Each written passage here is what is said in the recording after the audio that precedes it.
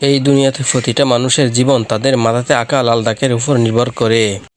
কারণ এই দুনিয়াতে যেই মানুষের মাথায় শুধুমাত্র একটি দাগ থাকে সে সব থেকে ধনী হয়, আর যেই মানুষের মাথায় 3টি দাগ থাকে সে সব থেকে গরিব হয়। এই বাচ্চাটা 3টি দাগ নিয়ে জন্মগ্রহণ করছিল।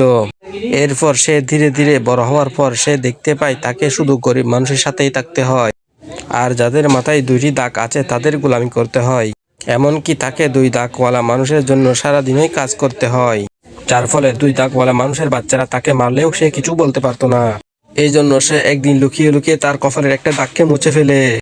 এরপর কাউকে কিছু না বলে লুকিয়ে লুকিয়ে 2 দাগ মানুষের রুমের মধ্যে চলে যায়।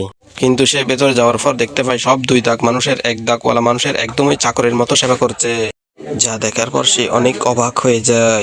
এরপর সে বুদ্ধি খাটিয়ে তার আরেকটা দাগকেও মুছে ফেলে। কিন্তু যখন 2 দাগওয়ালা মানুষেরা দেখতে পায় তার কপালে একটা দাগ, তখন তারাও তার সেবা করতে শুরু করে দেয়। জীবনের প্রথমবার এত সম্মান পেয়ে অনেক খুশি হয়ে যায়। কিন্তু তখনই হঠাৎ করে উপর থেকে একটা মেশিন চলে আসে।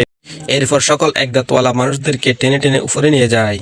এরপর সেই মেশিন তাদের মাংসগুলোকে কেটে কেটে 3 দাগওয়ালা মানুষদেরকে খাওয়ার জন্য দেয়। এজন্যই আমাদেরকে লোভ থেকে দূরে থাকা উচিত।